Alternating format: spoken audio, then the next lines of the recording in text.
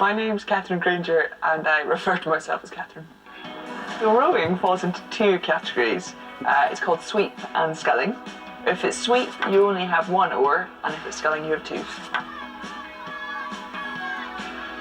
When I was growing up, I'd never thought of sport as a potential career. You know, the British team was something that I could never be part of. Certainly when I started rowing, I wasn't the best at it. I wasn't the best by a long way. In fact, I was one of the worst. But I loved it. I loved what I did. And it took someone else saying to me, go and have a go, just try. Just see, why not? What have you got to lose? When I was at university, I spent the first year rowing, but being awful. But then I thought, well, I'm in my second year. I was quite confident I knew how to row now, I'd be fine.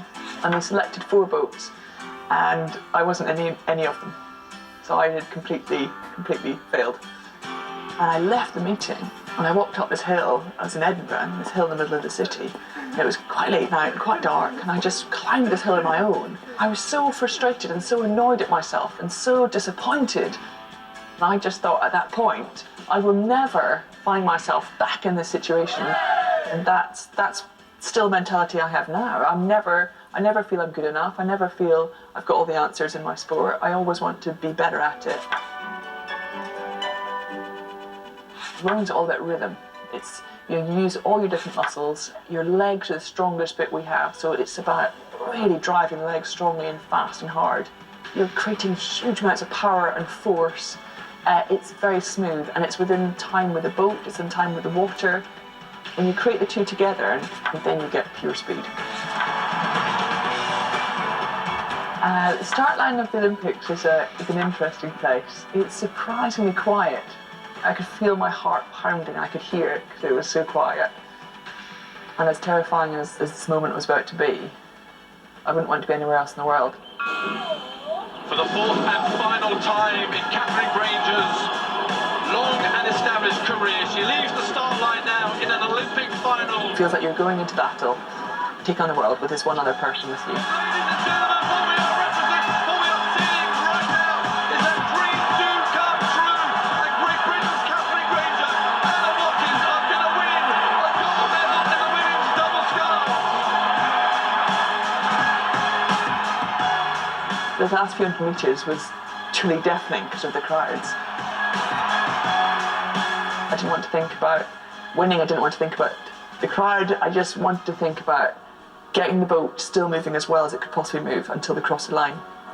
So it wasn't until I crossed the line that I kind of lifted the lid on the emotional side. They are, at long last, Catherine Granger is the Olympic champion, and the crowd are going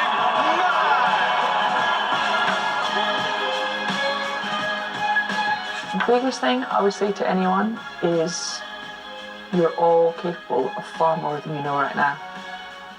That you might think there are limits and other people might tell you there are limits, but you have no idea what you're capable of. And the biggest thing you owe yourself is the chance to go out there and find out just what you can do.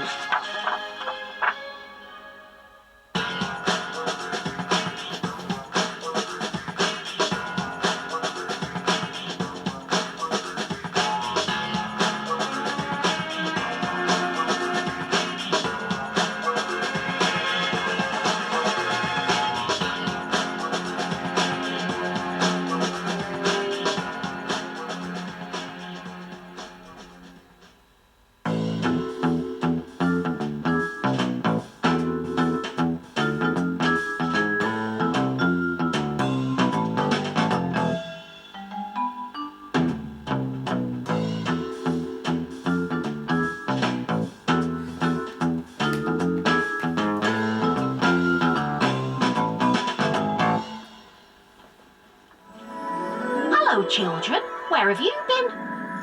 Hello, Kira's cat. We've just came back from playtime. Oh, you must be very cold out there if you have those woolly scarves on. Yes, it was cold out there, but the scarves kept us nice and warm. Well, woolly scarves are great for cold days. But have you ever wondered how your scarves were made? Doesn't wool come from sheep? Yeah, that's right. It all starts with sheep. Look at all these sheep. A lot of the sheep have long woolly coats. These are called fleeces. Once a year, the sheep need their woolly coats clipped off. This is called shearing. It's a bit like having your hair cut. It doesn't hurt the sheep.